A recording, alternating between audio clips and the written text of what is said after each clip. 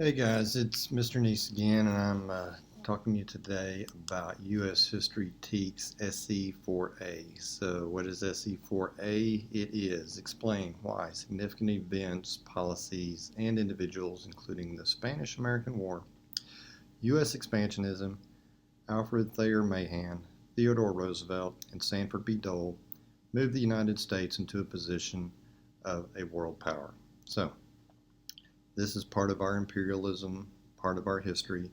This is us becoming a world power and being big on the stage and acquiring land across the world to control or to become a part of territories of the United States. So, with this SE, it asks about the Spanish-American War. So start there. That is a big jump for us in gaining property across the world. It is at the same time you're seeing the Spanish Empire. This is who we're fighting. Spanish-American War, Spain, United States. We're going to war. They are, this is the end of their world dominion as far as being a huge empire, and this is us coming up. And in this, we fight them and we come out of it with us being protectorates of Cuba, of the Philippines, and we're going to acquire territories like Puerto Rico and Guam. Those are territories that are still territories today. And Puerto Rico and Philippines we kind of controlled for a while after that, and they lose out on that. So Spanish-American War is about us gaining possessions, Spain losing possessions, us getting into this imperialistic, let's take over places and we can take their resources, and by taking their resources, we can make stuff and turn around and sell it back to them. So that's part of the imperialism, and we're going to take care of them because they need to be taken care of, be like a parent to a child. So that is part of the Spanish-American War, and that leads into the U.S. expansionism. Kind of covered it there, but we're talking late 1800s. We're also going to get in control of the Virgin Islands. We're going to get that from Denmark in 1917. Panama Canal Zone, we're going to move in. The French started it, this Panama Canal. It's very important to us. If you want to go from New York to San Francisco, you got to go all the way around South America. But in Panama, if we can build a canal to cut through there, that's going to cut the trip significantly. So we're going to get involved with that. President Roosevelt, Theodore Roosevelt, is going to go to Colombia, ask them if we can do it. They're not interested. He talks the Panamanians into a revolution. We'll help them get their independence, but we want a canal.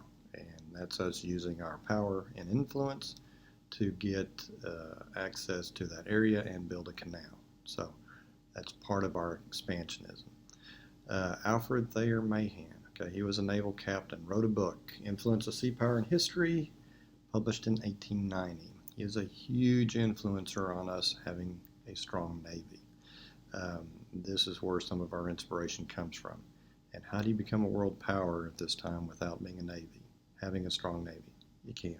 So that's a huge influence in us becoming a naval power is him, Alfred Thayer Mahan. And without that, we can't be a world power. So that's what you need to remember about him. Theodore Roosevelt, just mentioned him, president at this time. Now, he's known as being a Rough Rider during the Spanish-American War, leading a charge up the hill or down the hill, depending on where we're talking about. But we've got the Rough Rider, and that kind of builds the mystique, what role he played or how significant or insignificant. He is a guy who is known for, and this is I'm going to put this in quotes, speak softly and carry a big stick, you will go far. Okay, these are comments that he made.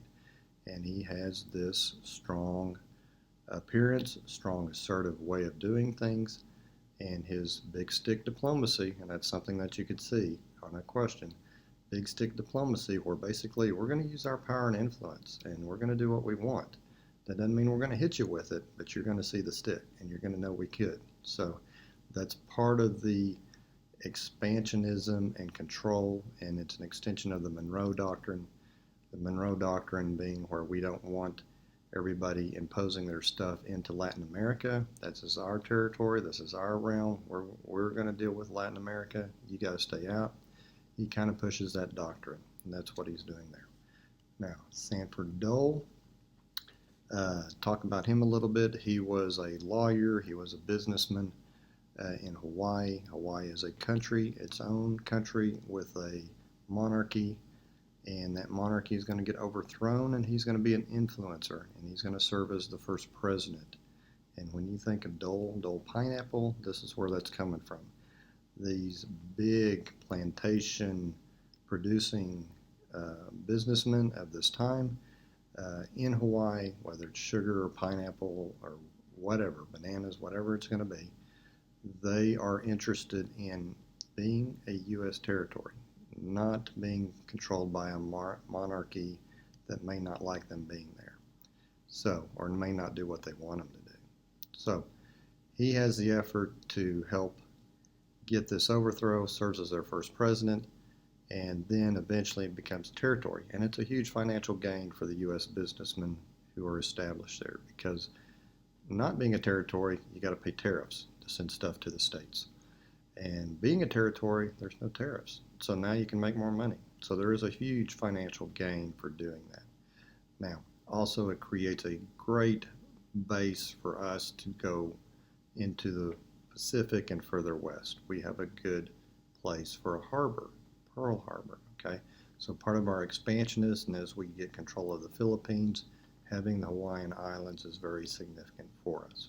So that is a short take on SE 4A, so hopefully that helps you.